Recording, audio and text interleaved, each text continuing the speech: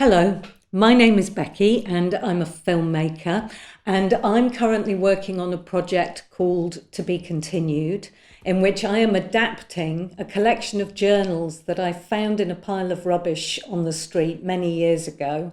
I'm adapting extracts of those journals into a series of short films. The diaries are written by a man called Dick Percival, and they really are an incredible account of one man's life. There were periods in Dick Percival's life when he would write almost every evening, describing his feelings, trying to work out his place in the world, his relationships to other people, and trying to figure out what he called his philosophy of life. He made time in his life to reflect on his life through putting pen to paper.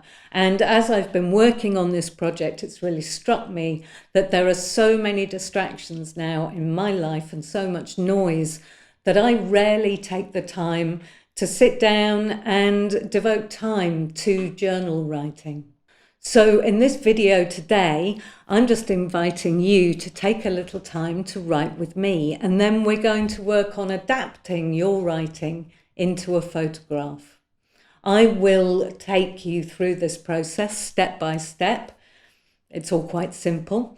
To begin, you will need to find a quiet place where you're not going to be too distracted, and you'll need some means to write. I would recommend that you do this with pen and paper, but if that's not possible and you need to use a keyboard or a device, then that's absolutely fine.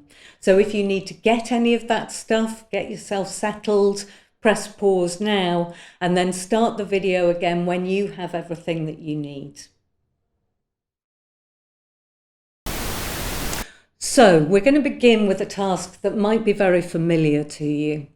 I want to invite you to write for 10 minutes, and without thinking about what you're writing or judging what you're writing, without worrying about spelling or grammar or if it makes sense or if you just keep writing the same thing over and over again. This is just let whatever happens, happens. Don't judge it. I do, however, want you to begin your writing with the phrase, "when all of this is over." And then your task is just to keep the pen moving on the paper for 10 minutes. Keep breathing and just write down whatever drifts through your mind. So when all of this is over, we're thinking about the future. Start with that phrase and see what comes next. I'll put a timer on the screen.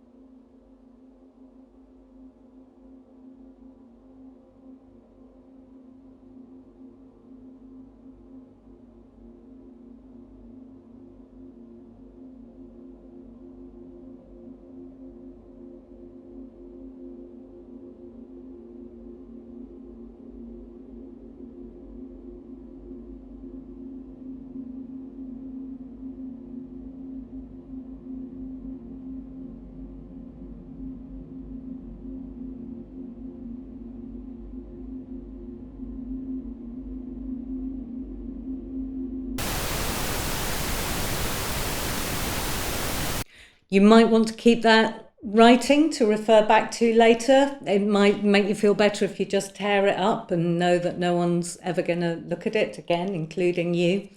Do with that writing whatever suits you. Now, keeping whatever it was that you wrote about in your mind, I want you to go on a hunt for 7 objects. Now, you may be doing this video in your home, and you may have been in your home for a long, long time. But I want you to explore whatever the environment is that you are currently in. Explore it as though you've never seen it before, and as though every object in it is new to you. You're going to go on a hunt for 7 objects that connect to that bit of writing that you just did. And there might be all sorts of reasons that an object might connect to the writing. You might choose an object because it illustrates something, or because it works as a metaphor for something, or you might choose an object for its use, or its colour, or its shape, or its smell, or its texture, or its weight. You might not even know why you're choosing that object. You just have a bit of a feeling about it. Each object needs to connect to your writing for some reason, but they don't all need to connect to each other. So I invite you to take as long as you want to do this. You might choose to work quite quickly and without getting too bogged down and really going with instinct, or you might want to take more time. Press pause on the video and then go have a hunt around your local environment for 7 objects that somehow connect to your writing. When you've gathered those 7 objects, come back to your video and press play again.